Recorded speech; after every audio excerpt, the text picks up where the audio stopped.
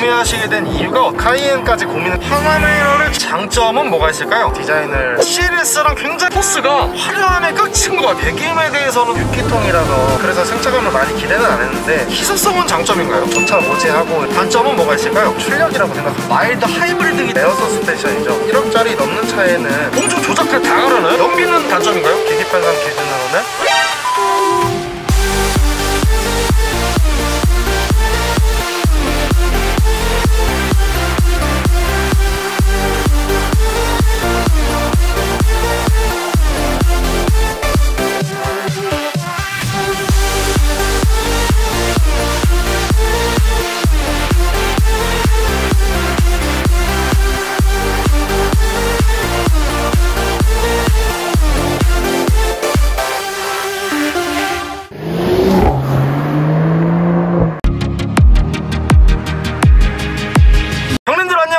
한기사입니다. 벤츠가 AMG를 인수한 후 개발한 첫 번째 포도어 스포츠카로 패스트백 스타일의 쿠페형 디자인과 AMG의 성능을 모두 겸비한 바로 벤츠 AMG GT43 포매틱 플러스입니다. 매력적인 디자인과 풍부한 장점을 바탕으로 벤츠 AMG GT43 포매틱 플러스 구매를 고민하시는 분들이 굉장히 많으실 텐데요. 그래서 벤츠 AMG GT43 차주님을 만나러 대전광역시에 도착했습니다. 가볍게 자기소개 한번 부탁드릴게요. 네, 안녕하세요. 대전에 살고 있는 31살 AMG GT43 차주입니다. 이 차량의 소개 좀 부탁드릴게요. 이 차량은 벤츠에서 2018년 정도에 새로 나온 트림으로서 AMG GT 라인의 계승을 잇고자 개발하였고 2022년 5월식으로 제가 출고를 하였고요. 추가 옵션은 아예 없고 그냥 기본 트림으로 출고를 진행하였습니다. 그리고 포르쉐 파나메라를 잡고자 나온 모델입니다. 파나메라를 정조준 스나이핑 해가지고 나온 차가 이 차예요. 근데 파나메라를 이기지는 못할 것 같고요. 사실 이 친구가 4륜구동인 포매틱 플러스가 전용인 거죠? 네네. 포매틱이랑 포매틱 플러스의 차이는 뭔가요? 포매틱은 일반적으로 그냥 4륜구동이라고 알고 계시면 편하고 포매틱 플러스 같은 경우에는 전륜과 후륜의 그런 구동 배분을 주행 상태에 따라서 자율적으로 시스템적으로 제어하는 그런 기술이라고 알고 있습니다. 전륜구동으로 바꿨다가 후륜구동으로 바꿨다가 4륜구동으로 바꿨다가 이게 지금 자유자재로 가능한 거잖아요? 네, 그렇습니다. 그럼 이 차량 신차로 구매하신 건가요? 네, 이 차량은 신차로 구매를 하였습니다. 구매는 언제 하신 건가요? 이번 연도 5월에 구매를 하였습니다. 구매 가격은 어떻게 되나요? 취등록세 포함해서 1억 5,600만 원을 주고 구매를 하였습니다. 현재 총 주행거리는 어떻게 되나요? 현재 총 주행거리는 약 7,300km 정도 주행하였습니다. 그 전에 타시던 차는 어떤 차 타셨나요? 2018년식 E클래스 E300 포매틱 모델을 운행하였고 그리고 저희 집안이 벤츠를 워낙 좋아해서 아버지가 구매하신 GT43 포매틱 쿠페를 같이 병행해서 운용을 하였습니다. 벤츠 AMG GT43 포매틱 플러스를 구매하시게 된 이유가 어떻게 되시나요? 저는 개인적으로 이 디자인이 처음에 나왔을 때 역작이라고 생각을 했거든요. 드림카다라고 구매를 하게 되었습니다. 이 친구가 기본 트림도 있고 스페셜 에디션 트림도 있는데 기본 트림을 선택하시는 이유가 뭐가 있을까요? 그냥 단도직적으로 얘기하면 가격이죠. 가격을 2천만 원, 3천만 원 주면서 굳이 스페셜 에디션을 선택할 이유는 없다고 생각을 했습니다. 벤츠 AMG GT43과 동시에 구매를 고민했던 차량이 어떤 게 있을까요? 경쟁 모델인 파나메라를 생각하지 않을 수가 없었죠. 그리고 또 동시에 이 정도 가격대면은 카이엔까지 고민을 했었는데 카이엔은 2년이 기다려야 되고 GT 같은 경우에는 좀만 기다리면 나온다고 해서 실제로 제가 산다고 하고 한 일주일 만에 이 차를 출고를 받았었습니다. 벤츠 AMG GT43 포매틱 플러스의 장점은 뭐가 있을까요? 저는 첫 번째로는 디자인을 꼽고 싶습니다. 디자인은 아무래도 제가 보기에는 이 차의 경쟁 모델인 파나메라보다 더 앞선다고 개인적으로는 생각을 해서 디자인을 꼽고 싶습니다. 외관에서 일단 마음에 드는 부분은 앞부분은 사실 이 차와 비슷한 이제 CLS 모델과 사실 유사하다고도 볼 수 있는데 뒷모습이 아무래도 CLS와 가장 큰 차이점이라고 할 수 있기 때문에 저는 이제 뒷모습이 가장 이제 인상 깊었고요. 말씀하신 대로 전면부를 딱 봤을 때는 CLS랑 굉장히 비슷해요. 하지만 헤드라이트에서 조금 이제 차이가 있고요. 정말 찐 AMG의 세로형 그릴이 아주 웅장하게 자리 잡고 있고요. 그리고 측면부에 보시면 앞 휀다 쪽에 가니쉬, 그러니까 포인트로 자리 잡고 있는데 사실은 이 친구의 휠은 몇 인치 휠인가요? 휠은 20인치입니다. 그리고 창문을 열었을 때 이 프레임리스 또한 굉장히 섹시한 것 같아요. 저도 굉장히 마음에 드는 부분입니다. 쿠페형 세단 패스트백 스타일의 이 디자인이 팬티 갈아입을 뻔했어요. 그리고 후면부가 CLS와는 정말 차별화가 되는 것 같아요. 포스가 진짜 뒤에서 이 엉덩이라고 하죠. 포스가 진짜 어마무시하고요. 좌우로 강렬하게 찢어진 테일램프가 자리하고 있고 그 밑에 시퀀셜 턴시그널 램프가 거의 아우디를 뺨싸대기 날렸어요. 그리고 차주님 스포일러 약간 싹 올라오지 않나요? 네, 여기 버튼이 딱 있습니다. 자동 수동이 다 가능한 건가요? 네, 수동이 가능하고, 근데 사실 저는 너무 관종 같아서 평소에는 올리지 않습니다. 그리고 자동으로 될 때는 경험상 140km 정도 부근에서 이제 자동으로 올라가더라고요. 정말 고속으로 진입하기 직전에 다운포스를 위해서 딱 올라오는 거네요. 네네, 그렇습니다. 그리고 하단부에 듀얼 트윈 머플러 또한 굉장히 매력적으로 자리 잡고 있어요. 43은 동그라미 모양이고 63은 약간 네모네모한 모양으로 되어 있더라고요. 그래서 많은 분들이 63의 그런 사각 머플러 팁 형태로 튜닝을 하고 계시는 분들도 계시고요. 사실 저도 사각 머플러가 더 포스가 있다고 생각을 합니다. 네. 제 차인 스티어 머플러와 굉장히 비슷한 거 거의 비슷한 거 아닌가요? 이 정도면? 네? 그리고 활용점정으로 스포트백 형태의 창문까지 열리는 트렁크가 열렸을 때가 디테일을 자아내고 있어요. 그리고 실내에서는 센터페시아 쪽이 일반 CLS나 E클래스 그런 데서 볼 수 없는 독보적인 디자인이 저는 가장 마음에 들었습니다. 실내는 정말 일반 벤츠와 다르게 정말 화려함에 끝인 것 같아요. 차주님 말씀대로 이 센터페시아 쪽이 약간 파나메라도 여기 보면 버튼들이 많잖아요. 약간 파나메라를 겨냥했기 때문에 뭔가 버튼들을 좀 많이 넣어놓은 것 같은데 센터페시아의 다양한 버튼들이 굉장히 뭔가 조작하고 쉽게 만들고 AMG만의 감성을 배가시켜주는 것 같아요. 그리고 저 핸들이 굉장히 포스가 있는 것 같아요. 저 핸들에 좌우에 버튼들 동그란 거 두 개 있잖아요. 저거 뭔가요? 주행 모드를 바꿀 수 있는 옵션들입니다. 그게 오른쪽 버튼인 거죠? 네, 컴포트 모드, 스포츠 플러스 그런 모드들을 변경을 할 수 있고, 왼쪽은 어질리시 셀렉트라고 하는 모드들에 대한 세부 사항을 컨트롤할 수 있는 것입니다. 예를 들면은 댐퍼 같은 경우도 딱딱하게 하거나 소프트하거나 바꿀 수 있고, 왼쪽에 있는 버튼은 가변배기라던가 서스펜션의 세팅을 좀 조절할 수 있는 친구네요. 네네, 그렇습니다. 그리고 확실히 12.3인치의 계기판과 내비게이션, 특히나 저 12.3인치 AMG 계기판이 내가 AMG다 라는 느낌을 주고 있어요. 그거 하나 때문에 AMG 사는 거죠. 네. 보통 벤츠 내비게이션 터치가 안 되는 것 같은데 이 친구는 터치 되나요? 2019년 이후로 나온 웬만한 벤츠 모델들은 다 되는 걸로 알고 있는데, 이 GT 같은 경우에는 2021년식 그 정도부터 이제 업데이트가 된 걸로 알고 있어요. 1억짜리 넘는 차에 처음부터 넣어주는 게 맞지 않나. 그리고 전체적으로 역시 이 앰비언트 라이트는 벤츠예요. 제가 이제 처음에 독상사 중에 골랐을 때도 벤츠를 고른 이유가 사실 실내 디자인이었어요. 그래서 저는 그 뒤로 벤츠만을 고집을 하고 있는데, 여전히 벤츠의 실내 앰비언트 디자인이 역작인 것 같습니다. 배기음에 대해서는 좀 장점으로 생각하시나요? 배기음은 그래도 나름 장점이라고 생각합니다. 사실 이게 6기통이라서 호랑이 울음소리 같은 우렁찬 배기음을 느낄 수는 없지만, 지금 터보라는 엔진 시스템에서 이 정도의 그런 배기 사운드를 가진 거는 AMG만이 할 수 있는 기술력이라고 생각을 합니다. 너무 과하지도 않고 적당히 괜찮은 것 같아요. 네, 그냥 일상주행을 하기에도 가장 적절한 것 같고, 너무 여기서 오버되거나 하면 양카 느낌이 너무 날 수 있는데, 딱 AMG만의 그런 저속이나 고속에서의 그런 적절한 배기음이 아주 좋은 것 같습니다. 또 다른 장점은 뭐가 있을까요? 이런 AMG 차량을 승차감을 보고 사는 차는 아니잖아요. 그래서 승차감을 많이 기대는 안 했는데, 허리가 아프거나 승차감이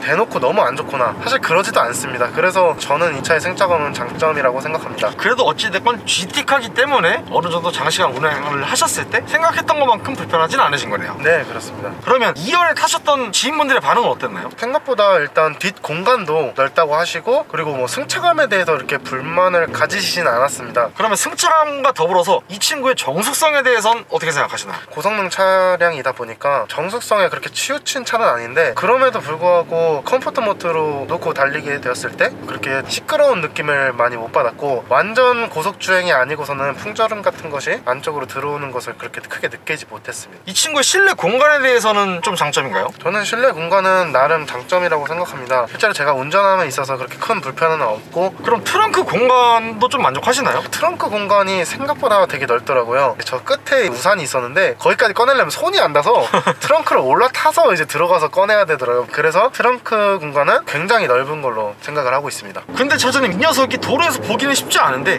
희소성은 장점인가요? 희소성도 굉장히 큰 메리트 있는 점이라고 생각합니다. 나름 공도에 이제 안 보이고 해서 모르는 사람들은 저 차 뭐지 하고 쳐다보는 그런 점이 조금은 마음에 드는 것 같습니다. 그러면 결론적으로 약간의 하차감이 있다고도 볼 수 있나요? 하차감을 원하려면 제가 보기에는 63 타면 그때 느끼겠습니다. 네. 그리고 이 차의 또 다른 장점으로는 풍부한 옵션이라고 할 수 있습니다. 사실 옵션이 뭐 그렇게 많이 풍부한 거는 아니겠지만, 제가 이제 실제로 사용하는데 필요한 것들이 다 있거든요. 반자율 주행 옵션을 제가 주로 많이 사용하는데, 이 옵션이 생각보다 차선 이탈이나 그런 앞차 간격 그런 것들도 잘 맞춰주고 해서 저는 이 옵션을 주로 사용을 하고 있습니다. 그리고 또 다른 장점은 저희 가족이 벤츠만 세대째 신차로 구매해서 타고 있는데, 벤츠를 신차로 구매하는 데 있어서 장점은 제 기준으로는 이제 잔고장이 일단 제 첫 번째 차로는 이제 5년이나 됐는데 5년 동안 잔고장이 하나도 없었어요. 그러다 보니까 그런 부분도 장점이 될 수 있을 것 같고, 물론 이런 것들이 다 뽑기가 잘 돼서 그런 걸 수도 있지만, 사실 세대가 뽑기가 다 잘 된 거라고 볼 수도 있겠지만 사실 그럴 확률이 희박하고 그냥 벤츠가 차를 좀 잘 만든다고 생각이 듭니다.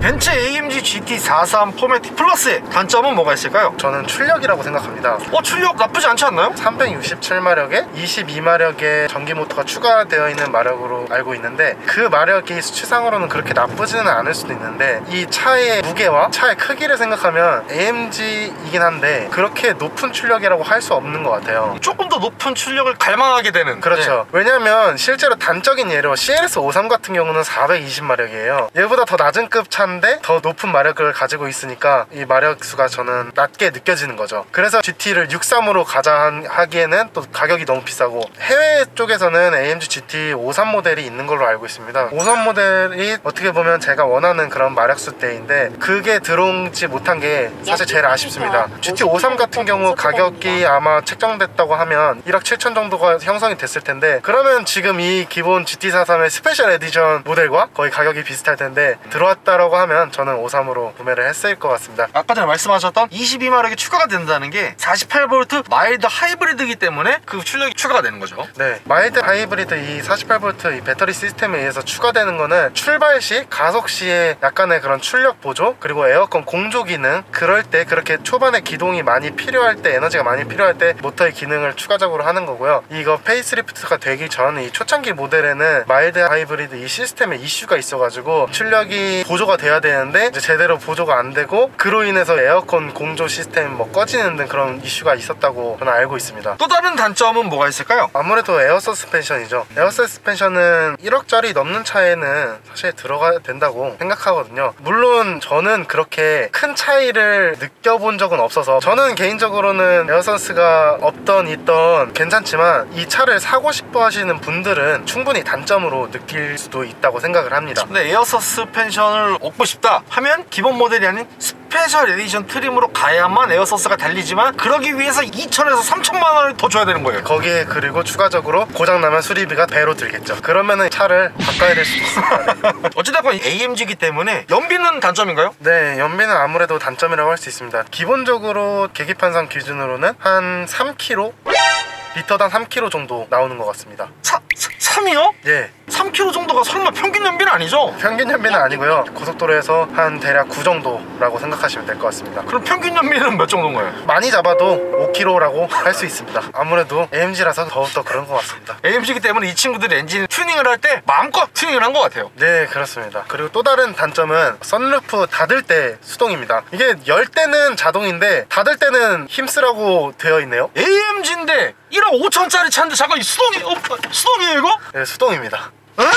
이거 뭐예요 이거? 운동 좀 하라고 이렇게 만들어 놨나 봅니다. 모양이 너무 빠져나있잖아요. 이게 뭐예요? AMG인데. 그러게 말이에요. 그리고 또 다른 단점으로는 통풍 시스템입니다. 이거는 아무짝에도 쓸모가 없다는 것입니다. 심지어 3단으로 틀어도 이거는 바람이 나오는 것을 느낄 수가 없습니다. 아니 제가 몸에 열이 많아서 좀 전에 3단 틀어놨거든요? 진짜 느낌도 안 와요. 그냥 에어컨을 세게 트시기 바랍니다. 또 다른 단점은 뭐가 있을까요? 시트 타고 내리는 부분이 이렇게 움푹 올라와 있어요. 타고 내릴 때 이제 스치게 돼 있거든요. 그러다 보니까 그쪽에 주름이 상당히 많이 잡힙니다. 제가 봐도 이 끝에 부분에만 주름이 막 져 있어요. 사실 어떻게 보면 3, 4개월밖에 안 탄 차인데 시트는 이쪽 부분만 보면 거의 5년 이상 탄 차처럼 보이게 됩니다. 또 다른 단점으로는 이 센터페시아 쪽의 수납 공간입니다. 이쁜 만큼 큰 단점이 있는데요. 컵홀더가 너무 깊어요. 뭐 열쇠를 두거나 핸드폰을 두거나 했을 때 꺼내기가 너무 힘들고요. 그리고 컵홀더도 너무 작아가지고 간신히 2개가 들어갈 정도 되고, 그리고 추가적으로 이 센터 콘솔의 이런 수납 공간 여기도 좁게 형성되어 있습니다. 여기 앞에 보시면 공조 조작 버튼 앞에 컵홀더가 있잖아요. 저희가 지금 커피 2잔을 컵홀더에 꽂아놨는데 공조 조작해 다 가려나요 이거? 심지어 이 속 안에 보시게 되면 거치대를 연결할 수 있는 그런 시거잭이 있는데 시거잭이 또 툭 튀어나와 있다 보니까 시거잭을 쓰고 있으면 컵홀더를 완전히 꽂을 수도 없어요. 추가적으로 단점으로 제가 꼽는 것이 저희 집이 주차를 할 때 벽에 기둥이 가깝게 붙여야 되는 구조예요. 근데 그런 구조에 이렇게 가깝게 되면은 조심하라고 사운드가 엄청 크게 납니다. 얘가 이제 위험으로 인식을 해서 급브레이크를 이제 밟아버립니다. 그럼 뭐 완전 뭐 갈리는 소리가 가라락 나요. 급브레이크를 이렇게 밟다 보니까 좀 어려움이 있습니다. 왜냐면 저는 더 가야 되는데 얘는 자꾸 멈추게 해요. 그래서 그 부분이 단점이라고 할 수 있습니다. 또 다른 단점은 뭐가 있을까요? 가격인 것 같아요. 취등록세 포함해서 1억 5,600만 원에 구매를 하였는데 이 정도 가격대면은 워낙 선택지가 다양하거든요. 사실 이 차가 최고의 선택지가 아닐 수는 있을 것 같습니다.